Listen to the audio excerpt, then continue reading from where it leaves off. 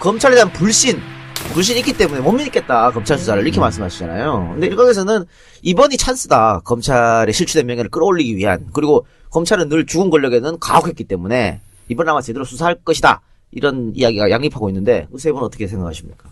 저부터. 검찰 출신이니까. 저부터 얘기하면은, 하이에나로는 제 전매 특허예요. 예. 예, 전마들 맨날 보고,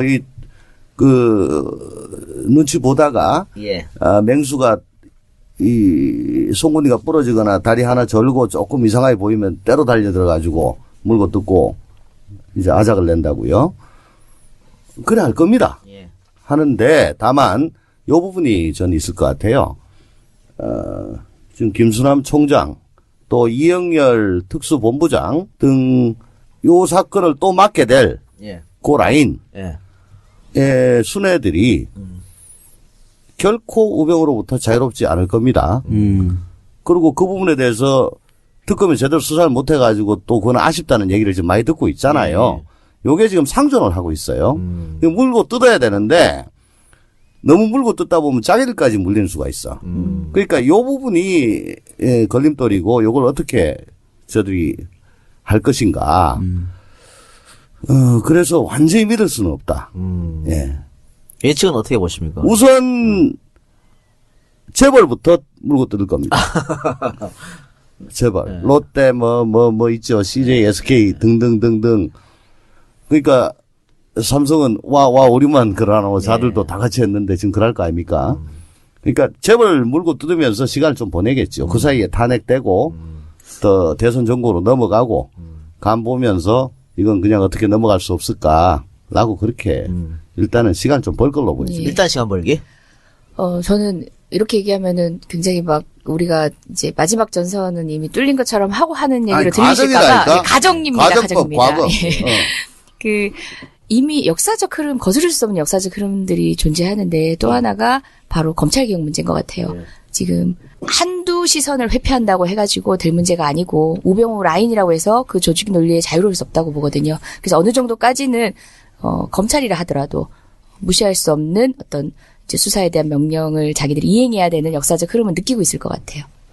네, 제가 봤을 때는 전 걱정이 되는 게 지금 보도 나온 거 봐도 우병우와 이 검찰 수사 라인 쪽에 수백 차례 통화가 있다. 이런 얘기가 나오고 있거든요. 2000회. 2000회. 수백 회. 네, 그러니까 이 얘기는, 검찰이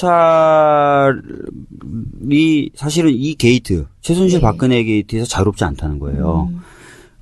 그렇기 때문에 아마 조 의원님이 말씀하신 대로 이 부분에 있어서는 거의 수사가 안 될 가능성이 있다라는 생각이 들고, 저는 그래서 공수처도 길을 쓰고 막으려고 하는 것 같아요. 왜냐하면 공수처가 수사 대상으로 삼는 게 검찰이거든요. 공수처가 만들어지고 나서 이 사건을 뒤집어 볼 수 있거든요. 그러니까 사실은 공수처를 막는 것도 제가 봤을 때 지금 김수남 총장을 비롯한 이 라인에 개인적 이해관계도 있다고 봅니다. 사실 공수처 얘기 지금 잠시 곁으로 비껴나고 있지만 우리 당의 법사위 위원들만이 아니라 법조인 출신 조금이라도 목소리를 높이는 사람들은 담당을 정해서 상당한 로비들을 하고 있거든요. 그런 것들의 이렇게 결을 보면 일단은 이해한다. 검찰도 경의 필요성이 있고 하는데 심지어 우리 입장에서는 설마 그걸 던져? 하는 것까지 던지면서까지 공수처만큼은 막으려고 하고 있는 것 나한테는 같아요. 포기했구나. 아무 로비도 안 하던데. 로비해도 안 되는 사람이라고 생각해요. 그러니까.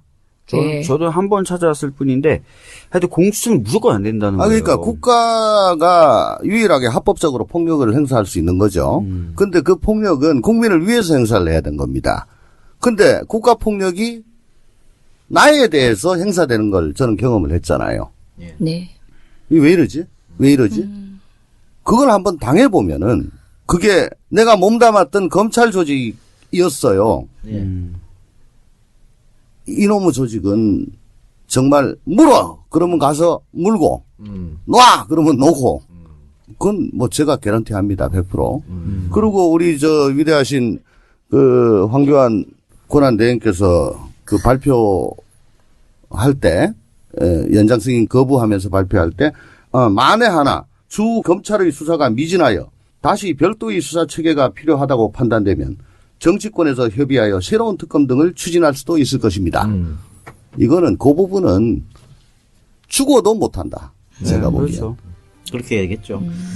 자, 그럼 개인적으로 궁금한 거. 지금 특검에서 박근혜를 시한부 기소 중인가요? 그렇게 한 상태죠? 그거 안 했습니다. 그거 안 했어요. 안 했어요? 네. 한다고 말만 하고 안 했어요. 누군지 안 했어요. 그러면 대통령이 인용이 난다고 가정했을 때 이 검찰로 넘어갔으니까 박근혜 대통령을 소환해서 구속해서 수사가 되는 건가요? 어떻게 되는 것이죠? 아니, 시한부 기소 중지가 되면은 이렇게 보시면 돼요. 딱 해당되는 것들만 추려가지고 이쁘게 포장해서 위에 라벨 붙이고 딱 봉인해 놓은 거죠. 예.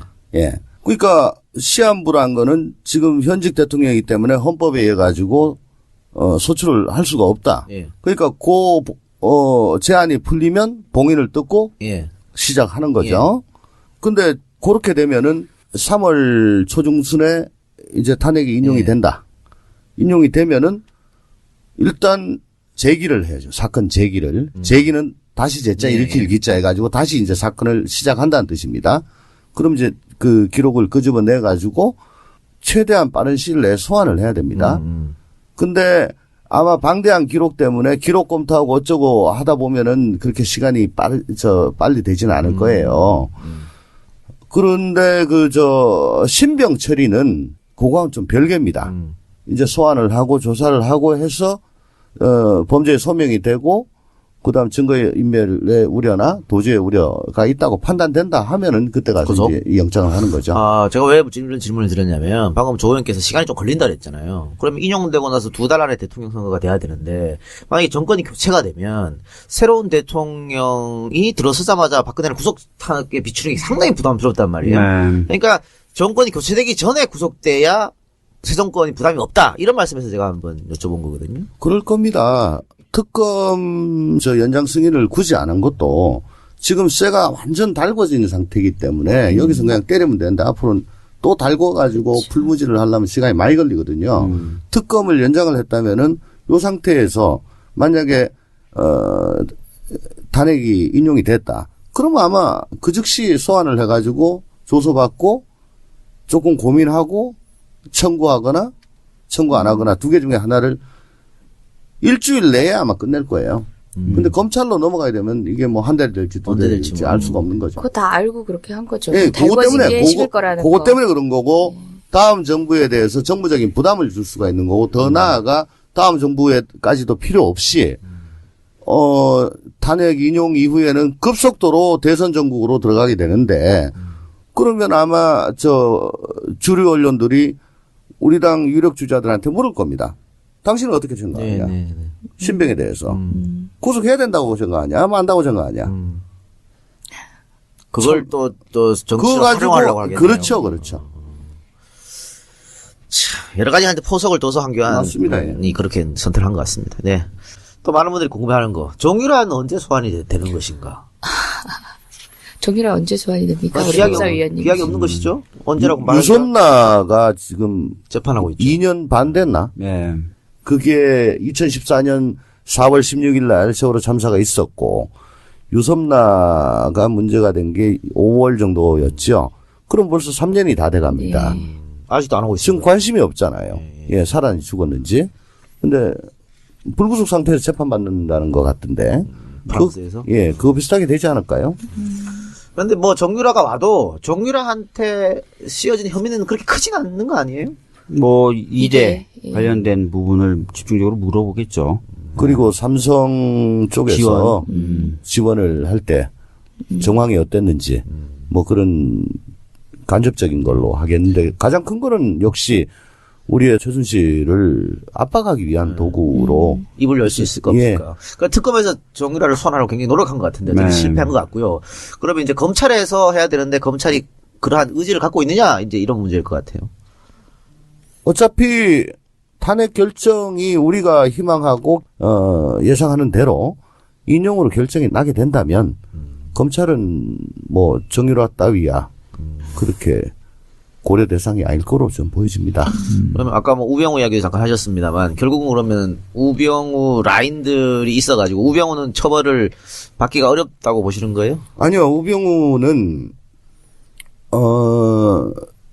차명 계좌에 뭐 10억인가 20억인가? 아, 개인 비리? 뭐 그런 게 있죠. 예, 예. 그러니까 개인 비리를 특검에서 전혀 손을 못 대게 법을 만들어 놨어요. 네네네.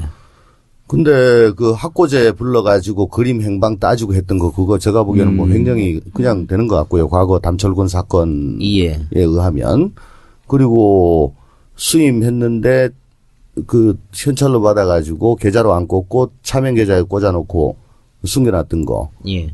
그건 뭐 큰 문제고 또 탈세도 연결이 되고 10억 정도 차명으로 빼돌렸고 탈세했다. 홍만표가 얼마죠? 어쨌든 변호사가 그런 정도 했다. 그리고 딴 거 더 있다. 그러면 골인될 가능성이 높죠. 그러니까 굳이 검찰 현직 간부들하고의 관계 뭐 그걸 하지 않더라도 개인 비리만으로도 골인시킬 가능성이 예. 있습니다. 알겠습니다.